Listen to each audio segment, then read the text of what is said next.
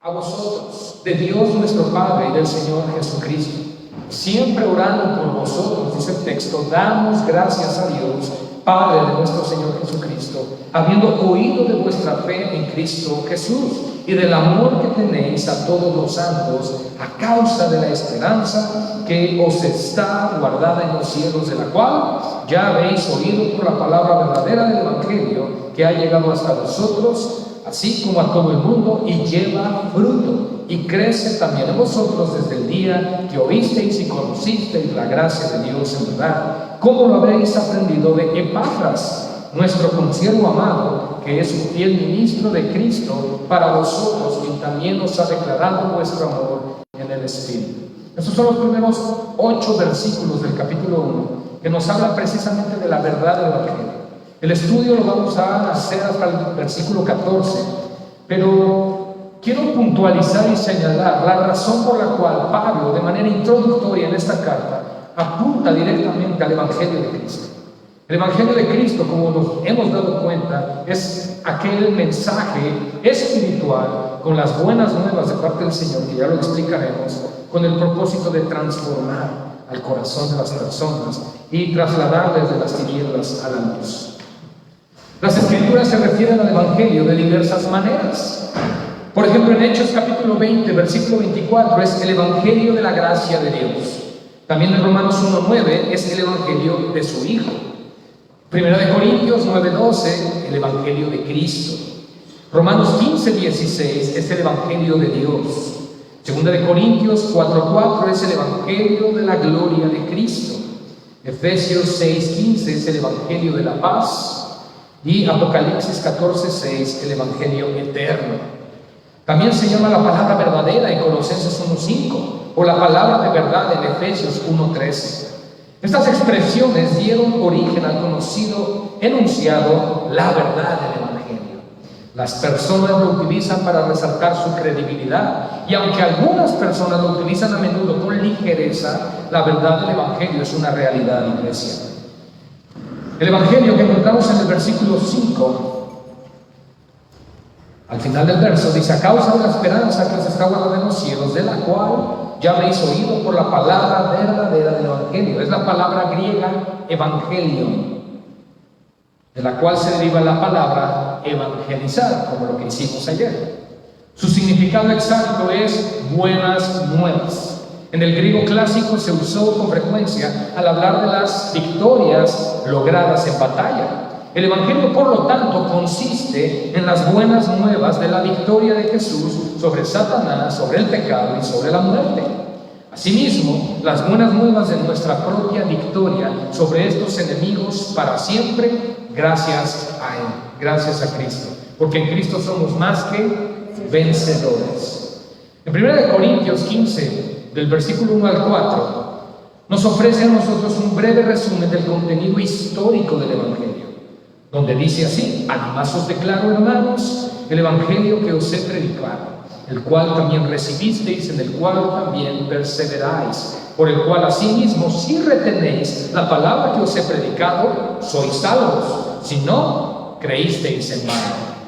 Palabra que os he predicado, escuchen. Si retenemos la palabra que se nos ha predicado, el retener no es solo memorizar, no solo hablarla, sino vivirla y creerla, entonces somos salvos. Y si no atesoramos esa palabra, es decir, no hay fruto, entonces creímos en vano. Porque primeramente os he enseñado, dice aquí el texto de 1 Corintios 15, 1 al 4, lo que asimismo recibí, que Cristo murió por nuestros pecados conforme a las Escrituras, y que fue sepultado y que resucitó al tercer día conforme a las Escrituras.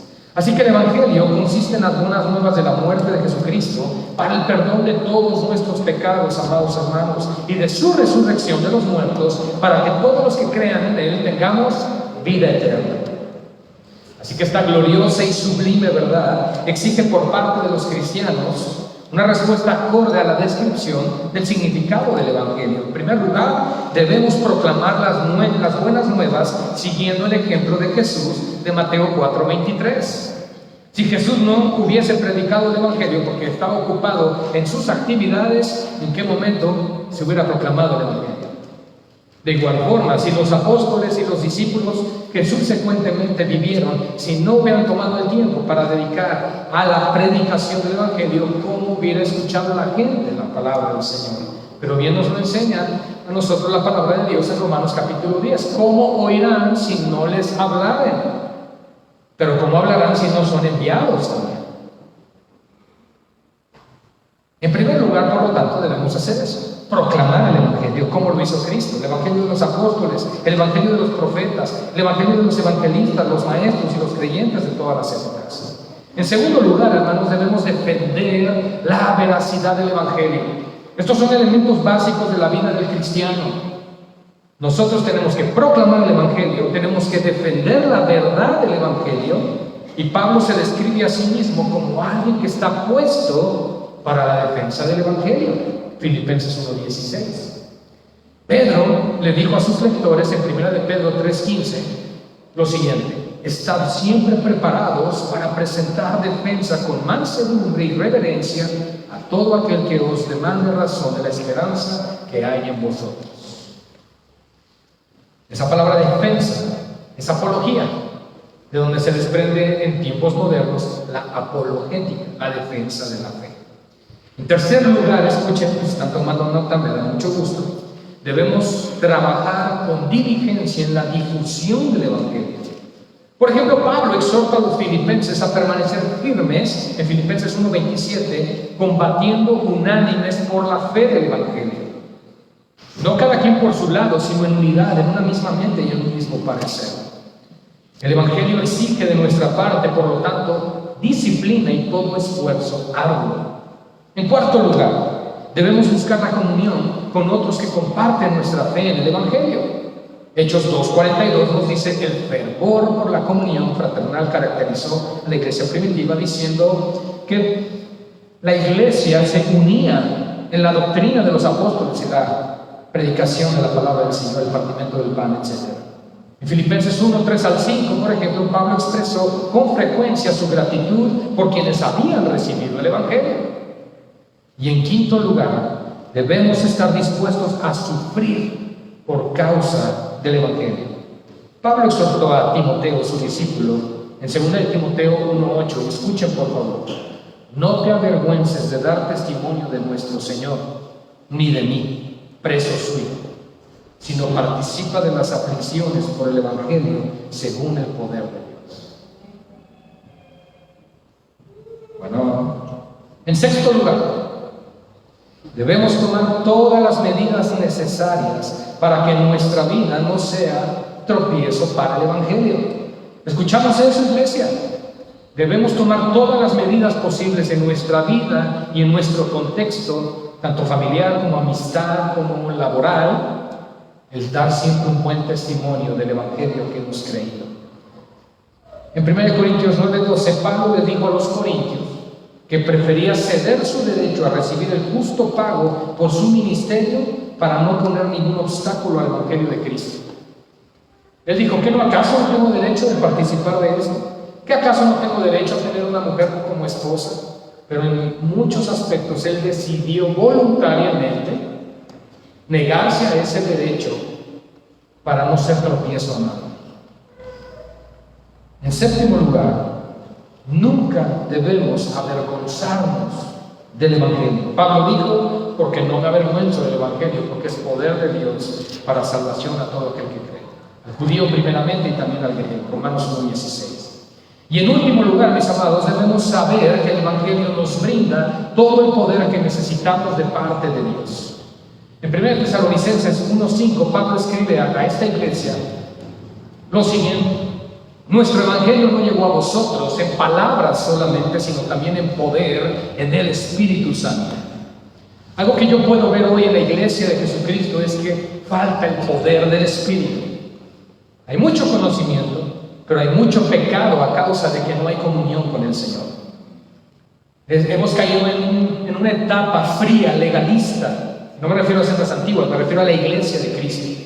Una etapa donde la erudición y el conocimiento es la búsqueda, al igual que los griegos, y nos olvidamos de la comunión del Espíritu con el Señor. El poder del Evangelio, por lo tanto, no proviene de nuestra inteligencia o capacidad de persuasión, sino del Espíritu Santo. El poder del Evangelio está en quien da el Evangelio, en quien hace la obra. Así que este maravilloso Evangelio es lo que motiva el agradecimiento expresado por Pablo en Colosenses capítulo 1, versos 3 al 8, que acabamos de leer. Regocijado por la fe de los colosenses, tras haber recibido el informe de Epafras, el fundador de la iglesia de Colosas, como lo vimos la semana pasada, y expresa su gratitud al saber que escucharon el Evangelio y que éste produjo fruto en la vida de cada uno de ellos. Entonces no solamente se gozó Pablo de que llegó el Evangelio,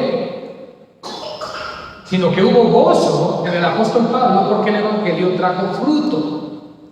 Y esa es la voluntad de Dios, mis amados hermanos, que demos fruto y que este fruto permanezca. Y dice nuestro Señor Jesucristo, a su vez, que en esto es glorificado el Padre, en que llevemos mucho fruto. ¿Queremos glorificar a Dios? Demos mucho fruto.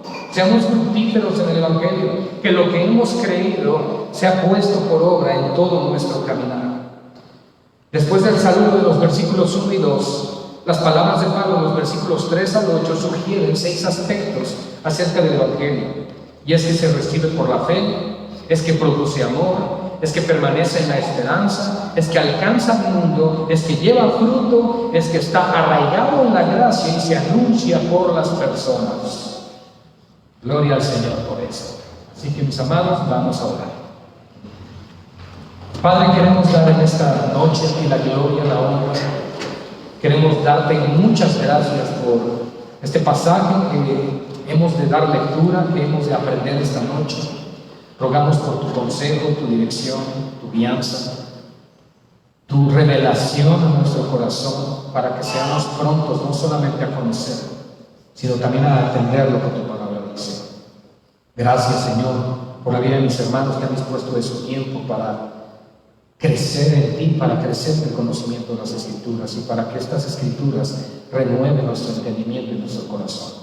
Nos abandonamos en tu voluntad, Padre, sabiendo que eres bueno con nosotros. Y rogamos, Señor, que quites todo distractor de nuestra mente, de nuestro corazón, y que podamos estar dispuestos a atender tu voz, tu palabra. Habla esta noche en tu iglesia. Y, Señor, por último, yo quiero pedirte encarecidamente, despierta un anhelo por las Escrituras en nosotros, Señor. Que realmente anhelemos estudiarlas, leerlas diariamente, llenarnos de tu palabra, gozarnos en tu palabra. Señor, que realmente haya ese despertar también en nosotros. No queremos ser ignorantes de tu voluntad, no queremos de alguna manera conformarnos en lo que hemos aprendido hasta hoy. Queremos más de ti, Señor. Y ese ha sido nuestro anhelo y anhelamos que así sea. Pero el conocimiento proviene también a través de tu palabra y la comunión contigo. Despiértanos, Señor, y damos a ti la gloria en el nombre de Jesús. Amén.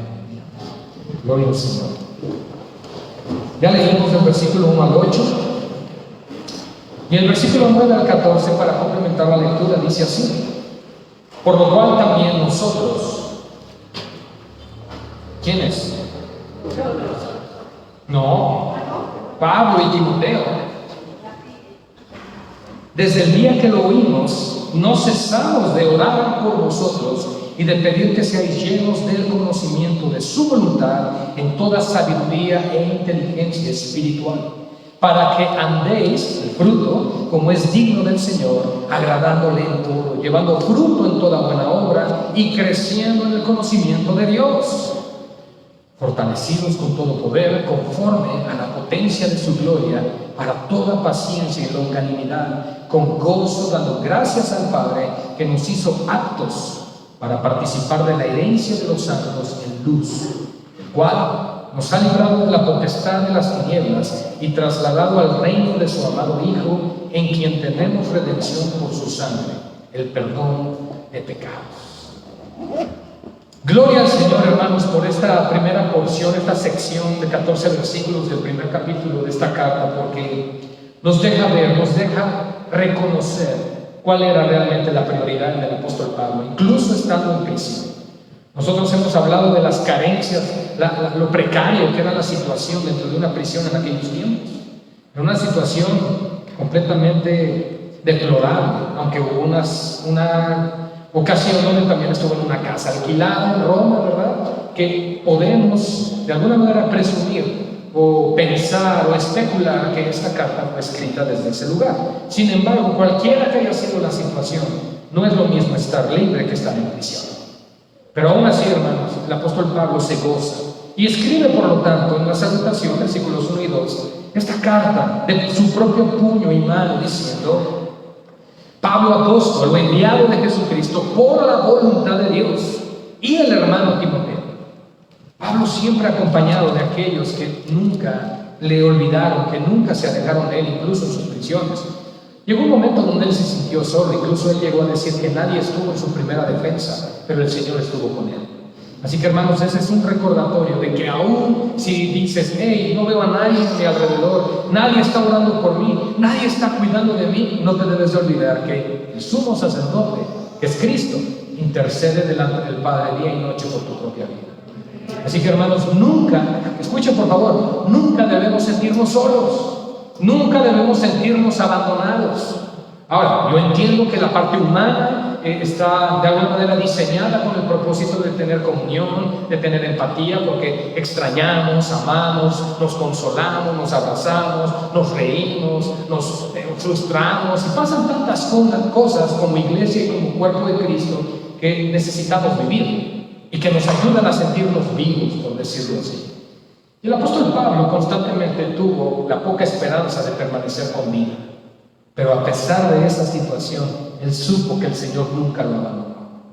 Y creo, hermanos, que nosotros debemos tener la misma convicción. Así que estaba con Timoteo y dirige esto a los santos, a los apartados, a los consagrados y fieles hermanos en Cristo, en Colosas. Ya explicamos dónde se ubicaba, es la actual Turquía, ¿verdad? Y la salutación de los apóstoles: gracia y paz sean a vosotros. Hemos explicado esto y creo que amerita el volverlo a hacer. La gracia implica todo favor que no merecemos, todo aquello que proviene de Dios, que no hemos obtenido por algún mérito personal. Eso es gracia. La salvación es por obras o es por gracia, iglesia. Es por gracia. Así que la gracia es el don inmerecido que vino de parte de Dios. Y el don inmerecido que vino de parte de Dios es Jesucristo. Y el resultado del sacrificio sustituto de Cristo en la cruz por nuestros pecados, al morir en nuestro lugar y resucitar entre los muertos en victoria, obtuvo la paz, la reconciliación de Dios con el hombre, al hacer a un lado, removiendo la enemistad que había entre nosotros con el Creador, y por lo tanto acercándonos a Él y haciéndonos de la parte de la familia de Dios. Gloria al Señor por esto, hermanos. Eso es gracia y paz. Así que cuando nos saludamos, yo espero que tengamos en mente eso: soy salvo por gracia y tengo ahora paz con el Señor, y me da gusto saludarte, hermano, en esta noche. Gracia y paz. ¿Ven? ¿De parte de quién? De nuestro Señor Jesucristo y del Padre, porque solo ellos pueden proveer la gracia y solo ellos nos pueden dar paz que sobrepasa todo entendimiento. Como lo hemos citado ya, en la continuación de los versos 3 al 8 tiene que ver con el gozo del apóstol Pablo por haber escuchado de parte de Epafras el resultado de la llegada del Evangelio a esta ciudad. Y él dice: siempre orando por vosotros, damos gracias a Dios, Padre de nuestro Señor Jesucristo. Hermanos, la oración es vital. La oración es la comunión de Dios con su iglesia, o de su iglesia con Dios. Es la comunión que tenemos con Él, que va más allá de solo dar gracias por algo que nos dio, sino es donde expresamos nuestro sentir, nuestro corazón, donde le decimos: Señor, cámbiame, ayúdame, renueva mi mente, quita estos pensamientos, limpia mi corazón, perdóname porque mentí el otro día, perdóname por esto, por lo otro. Señor, también están estos proyectos, ayúdanos que sean conforme a tu voluntad. Lo que no sea tuyo, cierra toda puerta. Lo que sea conforme a tu voluntad, Señor, que se abran las puertas, pero guíanos tú, etcétera, etcétera, etcétera. Eso es tener comunión con el Señor. Y aún decirle: Padre, como lo dijo David, aún de mis pecados ocultos.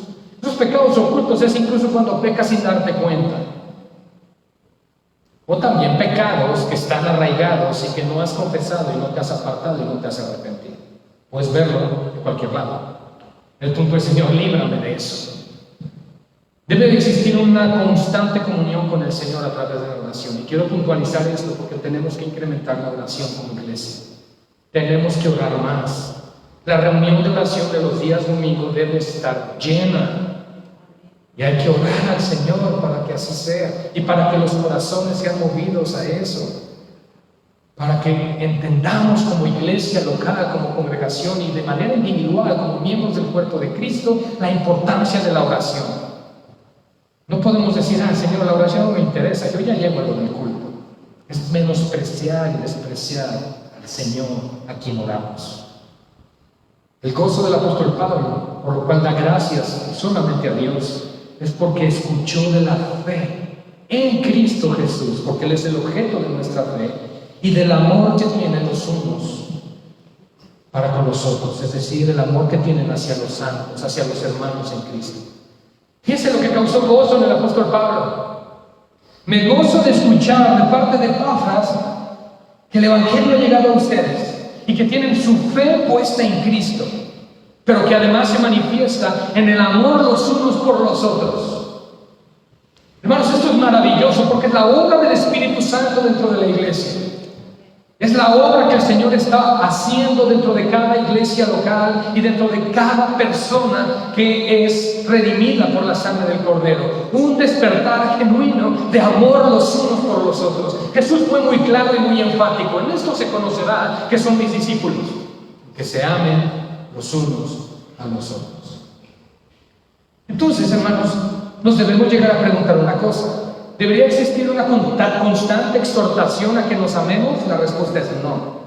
Nadie tiene que acercarse a ti y decirte, hermano, hermana, ¿por qué no sonríes más? ¿Por qué no abrazas? ¿Por qué no amas? Si tienes al Espíritu Santo lo harías. Y si no lo estamos haciendo, no estoy diciendo y tampoco quiero asegurar que no haya salvación, pero probablemente hay cuestiones de pecado, hay cuestiones de inseguridad, hay cuestiones de vanidad o muchas cosas de orgullo en el corazón que no nos están permitiendo amar a la iglesia como debe de ser amada. Y eso es digno de examinarse. Porque si tengo al Espíritu Santo y el Espíritu Santo me lleva a amar a mis hermanos, ¿cómo es posible que yo no manifieste ese amor? Como que checa pero no cuadra. Entonces no podemos hacer a Dios mentiroso y tampoco podemos estar duro y dale con el tema del amor, porque debe de ser algo que nace del creyente genuino que tiene su fe en el Señor Jesucristo. A causa, a su vez, de la esperanza que os está guardada en los cielos, la promesa bienaventurada, porque por eso tiene gozo la iglesia. Los colosenses, ¿en qué pusieron sus ojos? ¿En las cosas del aquí y el ahora? ¿En los negocios de esta vida? No, en la esperanza que está aguardada en los cielos.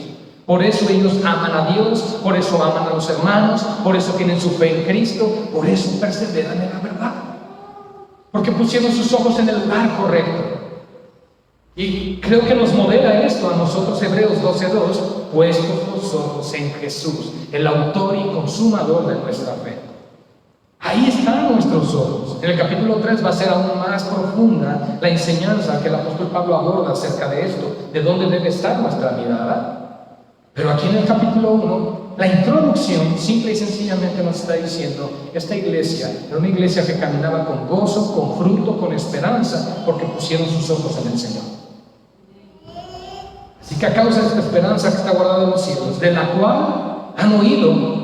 ¿Y de dónde viene la esperanza? ¿De dónde provienen las promesas? Por el mensaje que Cristo nos dejó. ¿Y cuál es? El Evangelio. El Evangelio. El Evangelio es parte central de nuestras vidas. El Evangelio no es lo que me hace despertar en la mañana y solamente pensar cosas como, bueno, debo vivir obedeciendo a Dios. Eso es una parte nada más. Pero si vivimos de esa manera, escucha, te vas a frustrar. Tarde o temprano te vas a cansar. Pero si tu esperanza y tu gozo están en las promesas que Dios tiene para tu vida, ¿qué crees? Obedecer será un deleite.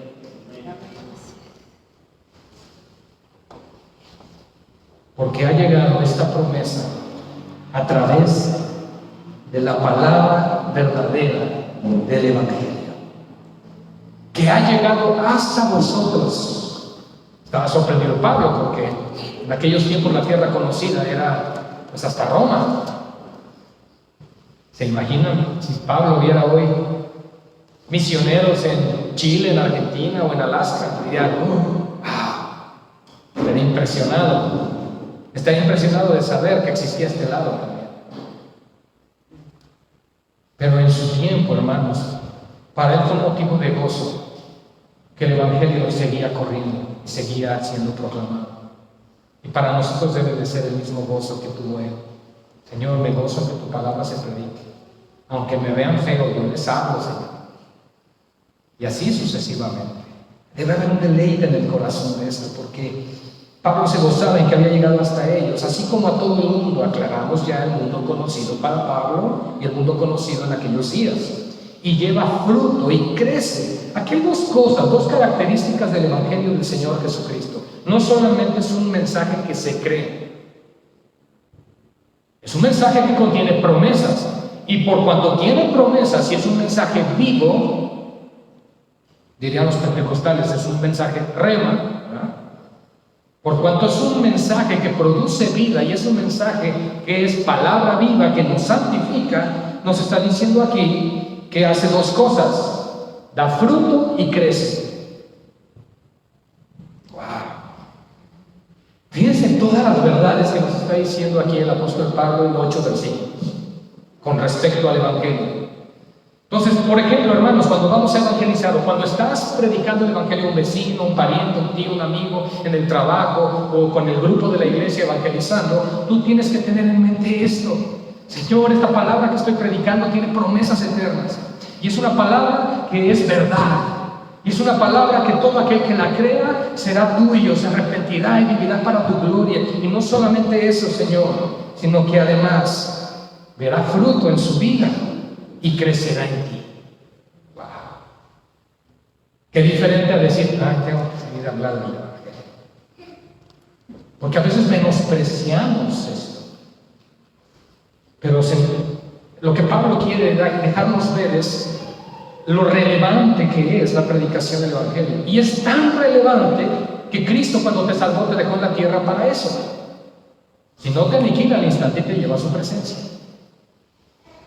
Te dejó en la tierra para testificar, para perfeccionarse en ti, para que te santifiques y muchas otras cosas más. Pero tenemos que entender una cosa, que de manera natural el creyente debe anunciar el Evangelio. Pablo le caen las escamas de sus ojos, se levanta, recupera fuerzas, comió e inmediatamente predicaba que Jesucristo era el Señor. ¿Por qué? Pues si ves a una mujer que está embarazada en su 9º mes y va a la clínica para alumbrar y dar a luz, ¿qué te imaginas que nació? Un bebé, ¿verdad?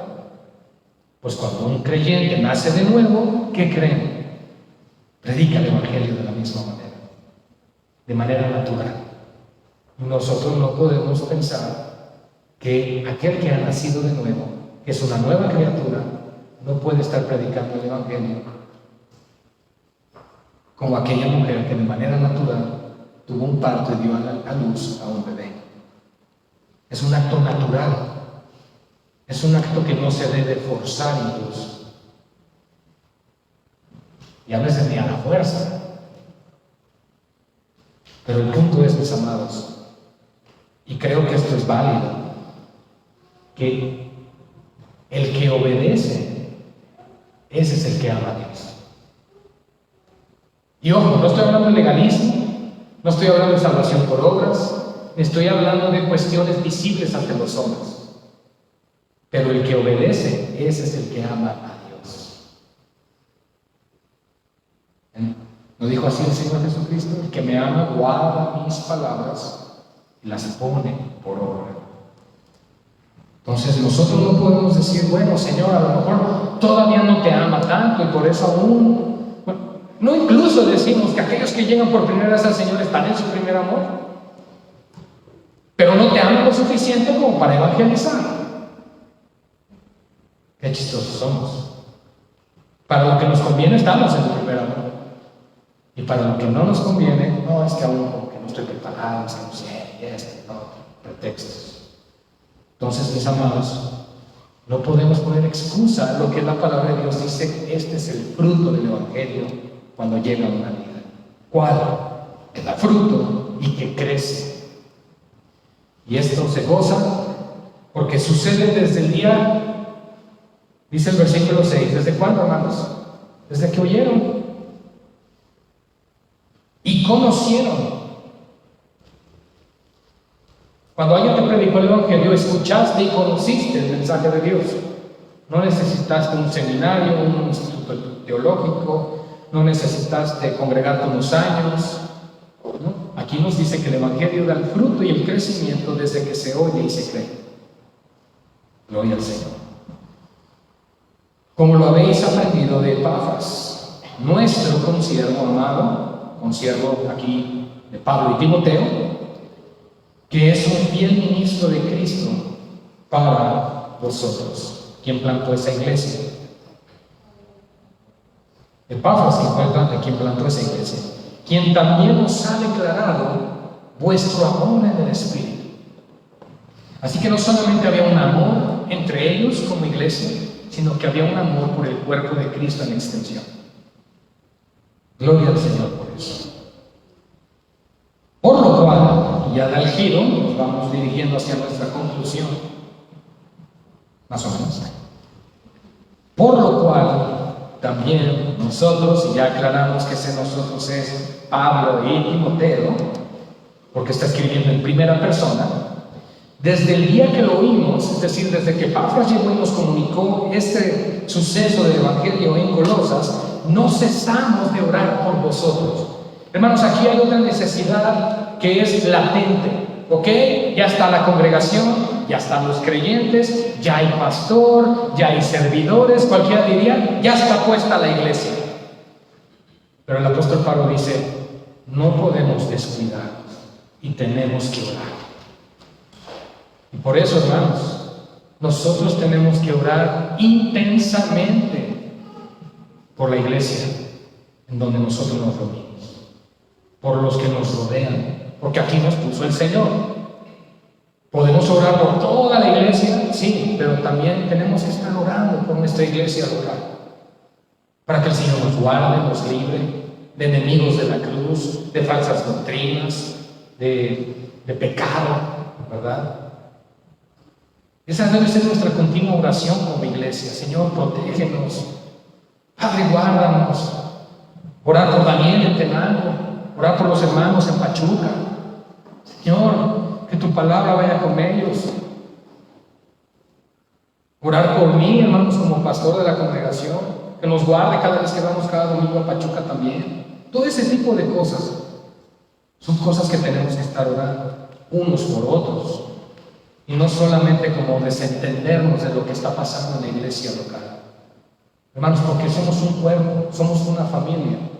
Y como familia tenemos que entender que tenemos diferentes funciones y necesidades, pero la mayor necesidad que existe es que estemos intercediendo delante del Señor para que el Señor nos guíe en todo lo que hagamos. Por eso dice Pablo, desde que oímos esto, no cesamos de orar por ustedes y de pedir, y aquí es muy específico Pablo, hay cosas que pide aquí, porque él pide tres cosas. Una, que sean llenos del conocimiento de su voluntad. ¿Cómo vamos a conocer la voluntad de Dios? Leyendo la Biblia, ¿verdad? Ahora tú tienes que hacerte esa pregunta y tú te la respondes. ¿Cada cuánto la leo? ¿Y cómo la leo? ¿Cuánto leo? ¿Qué hago con lo que leo? ¿Memorizo algo de lo que leo? ¿Aplica algo eso a mi vida de lo que estoy leyendo? ¿Cómo puedo aplicar algo de lo que estoy leyendo? ¿Qué enseñanzas traigo a mi vida? Y eso debe de ser todos los días. Eso es, hermanos, lo que implica el ser llenos del conocimiento de su voluntad. ¿Qué otra cosa pide? En toda sabiduría. Entonces, no solamente es conocer la voluntad de Dios, sino también pedir sabiduría para comprenderla y aplicarla. Y el tercero que nos dice que tengamos también inteligencia espiritual. El libro de Proverbios, o los Proverbios, en uno de ellos Salomón es el que apunta y dice: la inteligencia y la sabiduría provienen de Jehová. Eso proviene de Dios directamente. Y como lo hemos explicado, podríamos ser inteligentes pero no sabios. Por lo tanto, no solo se trata de adquirir inteligencia y conocimiento, sino de ser sabios para cómo aplicar esa sabiduría. Y eso es lo que tenemos que aprender, porque aquí dice que seamos llenos de la voluntad del Señor, pero en toda sabiduría, ¿ok? Con la mente de Cristo, con el discernimiento de Cristo, con el contexto de Cristo. Y luego además nos agrega con inteligencia espiritual. Vamos a darle otro formato a estas palabras, con la inteligencia que proviene del Espíritu. Wow. El Espíritu Santo yo creo que es muy inteligente, hermanos. Y la inteligencia espiritual no es la inteligencia natural. Es la inteligencia que proviene con la comunión con el Espíritu Santo. Entonces, cuando leemos las Escrituras de acuerdo a este contexto, no solamente es leerlo, es extraer todas las cuestiones aplicativas, discernir lo espiritual del pasaje y pedir luz y dirección del Espíritu para comprenderlo y vivirlo. Fíjense, lo que implica realmente la responsabilidad de decir: me voy a sentar 10 minutos a leer mi Biblia. Maravilloso. Bueno, Dios quiere que leamos más tiempo, pero solo estoy dando un contexto de cómo debe de ser el estudio y la lectura de la Biblia en nuestras vidas. Y es muy bueno, hermanos, tener Biblias de estudio, pero recuerden que los comentarios que existen en las Biblias de estudio no son inspirados. Solo la Escritura es inspirada. Así que es bueno leer los comentarios, cotejar con alguna otra Biblia de estudio, no quedarnos solo con una, sino revisar y después de eso orar y que el Señor te confirme su verdad de acuerdo al pasaje. Y eso, hermanos, es maravilloso. Y esa es la voluntad del Señor, que crezcamos en Él, en el conocimiento de Él. ¿Por qué, hermanos? Porque el versículo 10 nos da el porqué de este suceso, porque si no aplicamos esto en nuestra vida cristiana, en nuestra vida cotidiana, no vamos a saber cómo andar, en otras palabras, cómo andar dignamente delante del Señor. Y en el versículo 10 nos lo dice: para que andéis como es digno del Señor. Y siempre lo hemos explicado, lo hemos expuesto desde este púlpito: la vida cristiana se vive como Cristo dice, no como tú y yo lo pensemos. Tú y yo podemos tener argumentos, buenos deseos y buenas intenciones, pero la palabra de Dios es la autoridad. Y la palabra de Dios es la que dice: se vive así, así me agrado, así me obedeces, así me complaces. Y nosotros debemos decir: amén, Señor, así lo haré. Entonces, no debemos tener un conflicto con las Escrituras. Tenemos que ser realmente honestos y transparentes cuando vamos delante de la palabra del Señor, porque cada vez que vamos a las Escrituras te leen a ti y te dicen: mira, lo que estás leyendo este pasaje, el Señor te está diciendo: ¿te acuerdas que mentiste aquí?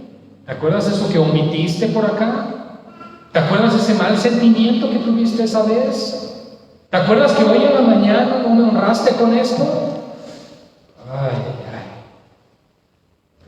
Por eso, hermanos, cuando llega la noche, reflexionar ya en tu tiempo a punto de dormir,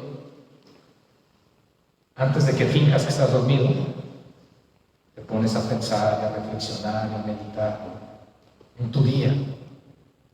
¿Qué hice hoy desde la mañana? Y el Señor te va a decir, por ejemplo: no oraste en la mañana. Ay, Señor. Y probablemente te diga: y tampoco ayer. Señor, es cierto. Porque esa es la reflexión a la que el Señor nos lleva. Porque Él sigue siendo fiel, aunque seamos infieles. Pero eso no es de, bueno, pues mientras Él sea fiel, ya la hicimos. No. La postura es, Señor, me estás mostrando mi infidelidad para que yo corrija, para que yo me alinee. Y los mandamientos de Dios no son gravosos, no nos pide algo que no podamos vivir, que no podamos cumplir. Así que tenemos que andar conforme a su voluntad, como es digno del Señor. Esa palabra, hermanos, debe traer temor a tu corazón y a mi corazón. Debo andar como es digno de Cristo. ¿Ok? ¿Cómo debemos andar en el diario vivir? Como es digno de Cristo, ¿verdad? No chismes, no murmuración, no crítica, no mentiras, no blasfemias, no mentiras, no hurtos, no codicia, no pornografía.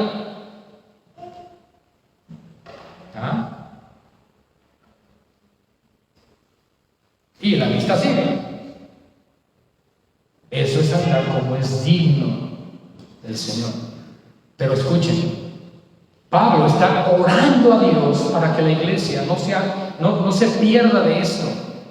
Porque cuando perdemos nuestra comunión con Dios, somos fácilmente seducidos y atraídos por el pecado. Y caemos así. Somos presa fácil del león rugiente que anda alrededor.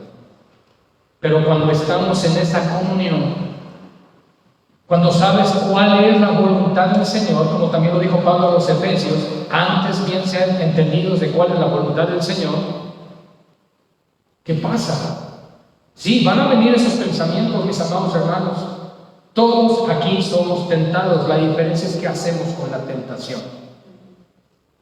Todos aquí somos santos por causa de Cristo, pero no todos tenemos la misma santidad en este lugar. ¿Me explico? Y eso es lo que Dios espera de nosotros, que nos santifiquemos, que nos apartemos, porque el Evangelio es lo que hace, apartarte, separarte para sus propósitos. Entonces, la carne es la que se quiere regresar. La carne es la que no quiere leer la Biblia, la carne es la que no quiere orar, la carne es la que no se quiere sujetar. Andad pues en el Espíritu y no satisfagáis los deseos de la carne. Pero si me la vivo en la carne, si mi mente solo está en las cosas de la carne, en las cosas de esta vida, en la vanagloria de la vida y de los ojos, pues fácilmente cedo, veo liviano y ligero el pecado. No confronto las cosas como deberían confrontarse. No le doy seriedad a lo que Cristo ve muy serio. Y si alguien lo ve serio, decimos, qué religioso, qué legalista. Díselo al Señor. Dile, Cristo, eres muy legalista porque tomas muy en serio el pecado. Hermanos, no. El problema es que nuestra carne nos hace nublar el entendimiento y nos lleva a la justificación. Cuidado con eso, hermanos. Cuidado. Atendamos el consejo de la palabra. Esto no es para que traiga la palabra condenación a nuestro corazón, es para que despierte esos signos de alerta espirituales en nuestras vidas y digamos, Señor, ayúdame a corregirme, estoy deslizando, estoy cayendo, ayúdame, Señor. Porque tú sabes cómo está tu vida con Cristo. Tú sabes cómo está tu relación con Él. Nadie te lo tiene ni siquiera que preguntar. Tú y yo sabemos cómo estamos con el Señor. Entonces, hermanos, Pablo es muy claro en esto, para que andemos como es digno del Señor, agradándole solo cuando vas a la congregación, no, en todo, llevando, otra vez se utiliza la palabra fruto, ¿en qué? En todo. Entonces, agradar a Cristo en todo, llevar fruto en todo, en toda nuestra buena obra. Y cierra el versículo 10, creciendo en el conocimiento de Dios. Si en algo nos hemos de gloriar, que sea en conocer y en entenderte. Eso es lo que dice la palabra. No nos gloriemos en, yo estudié con el pastor fulano, yo conozco a tales siervos de Dios, yo tengo. el chat directo con fulano. Si te vas a gloriar, que sea en conocer y en entender al Señor. Y si nos vamos a gloriar también, que sea en la cruz de Cristo. Pero nunca que se haga vana la cruz del Señor, sino que nuestro entendimiento sea alumbrado con la luz que solo la palabra y el Espíritu Santo nos pueden dar para poder ver por dónde andamos, para que podamos crecer en el conocimiento de Dios. Versículo 11. Lo contrario a ser fortalecido es debilitado. Entonces, ¿qué nos da a entender esto? Que si no hay un fortalecimiento espiritual y una comunión como iglesia, de estar orando unos por otros, ¿qué creen? Seríamos una iglesia débil. Se nos presenta a Satanás como un león rugiente y resulta que los leones solo atacan a los animales indefensos, enfermos, solos. La leona es la que se encarga de lo demás. Algo que no debe pasar con los cristianos, ¿verdad? Que mi esposa haga todo y yo no hago nada. No, así no debe de ser. Pero el punto específico al que quiero llegar es que Satanás sabe a dónde y por dónde. Y cuando una iglesia está débil, pues es presa fácil de Satanás. ¿Y qué usa Satanás? Discordia, chismes, pleitos, celos, disensión, división, contiendas, etcétera, etcétera. ¿Y qué hacemos? ¿Qué es lo peor? Caemos. Porque hay debilidad espiritual. No vengamos con el pretexto de es que yo estoy viendo cosas que alguien más no puede ver, soy más espiritual. No. Hay debilidad en una iglesia cuando no hay oración y cuando no hay crecimiento. Y aquí nos lo está diciendo que lo contrario al beneficio de crecer en el Señor, ver fruto y demás, sería ser debilitados. Pero aquí nos está diciendo en el versículo 11 que esto nos va a fortalecer con todo dunamis, con todo poder. El poder de Hechos 1:8, ¿saben cuál es ese poder? El Espíritu Santo. El dunamis o el poder de Romanos 1:16, que está en el Evangelio para salvar. Ahora nos está diciendo que vamos a poder ser fortalecidos como cuerpo de Cristo, colectivamente, como asamblea de Dios. ¿Cuándo? Cuando el poder del Espíritu Santo está presente. Podemos hablar del Espíritu Santo sin que Él esté aquí, en términos activos manifiestos. Todo aquel nacido de nuevo es templo y morada del Espíritu Santo, eso me queda claro. Pero por ejemplo, yo creo que a muchos de ustedes les ha pasado, a mí me ha pasado, que si incrementamos nuestra vida de oración y de comunión con el Señor, comienzas a oír más su voz, comienzas a ser más sensible, disciernes cosas espiritualmente, hasta sueños tienes y Dios te muestra cosas, y nos empezamos a enfriar en la comunión del Señor y dejan de pasar estas cosas. Y no es porque el Señor, que ya no, es porque me he separado, me he alejado y me he debilitado espiritualmente. Entonces, ¿qué hay que hacer? Fortalecidos con todo poder, conforme a la potencia de su gloria. ¿Sabe lo que dice Efesios 6, versículo 10? Por lo demás, hermanos, fortaleceos en el Señor y en el poder de su fuerza.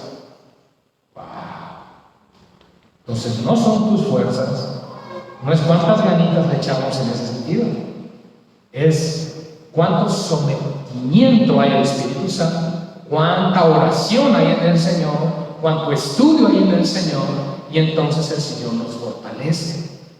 Y si hacemos eso colectivamente y no solamente de manera individual, algunas llamaradas de fuego, esta iglesia y la iglesia de Cristo se va a avivar. Gloria al Señor.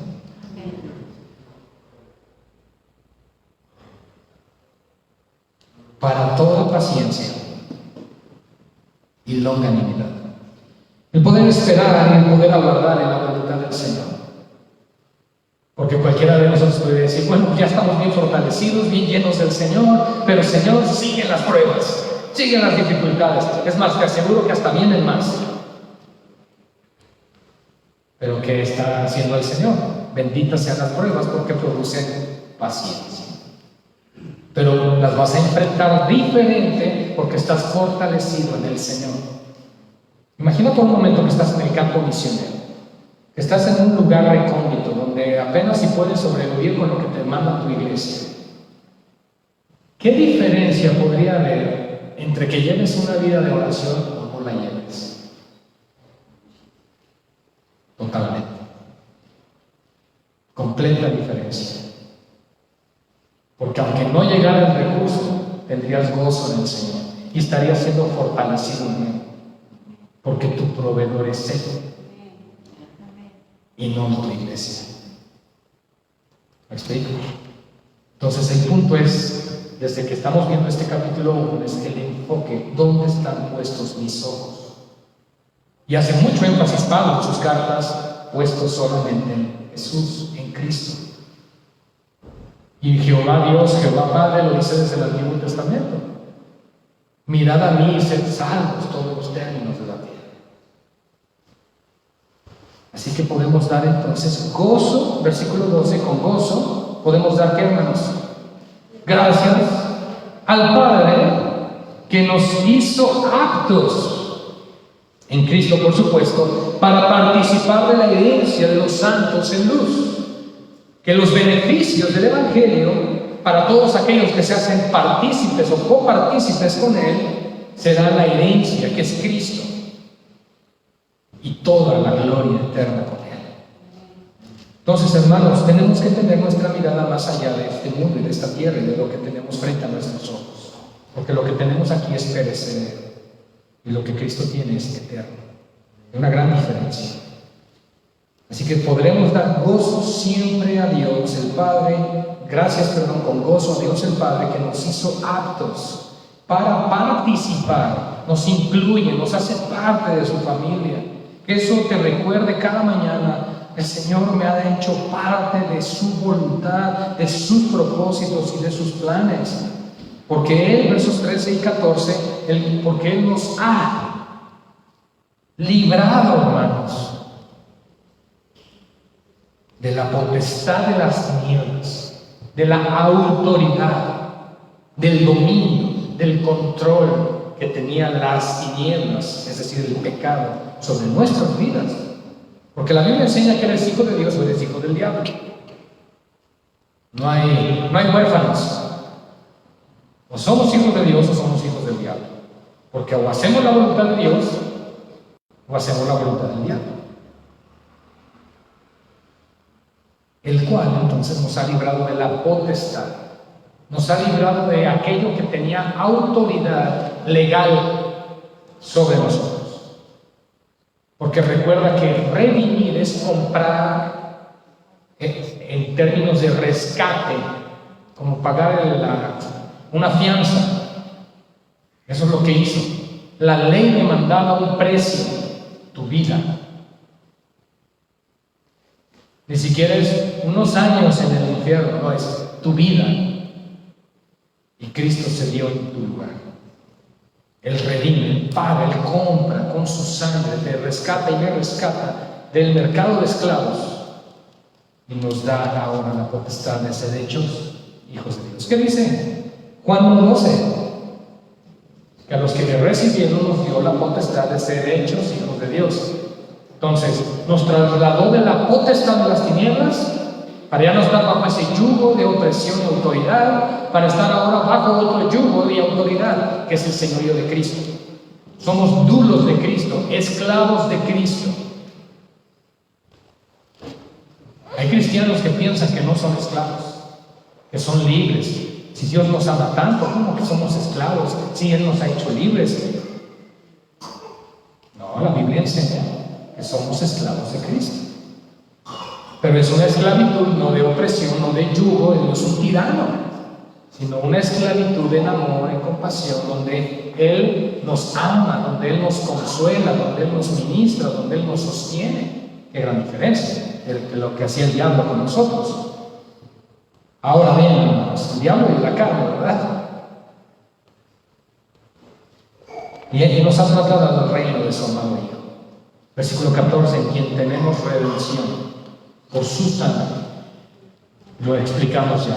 Por quien fuimos comprados y tenemos la garantía y la seguridad de que no volveremos atrás. Porque Él compró y pagó por el perdón de nuestros pecados.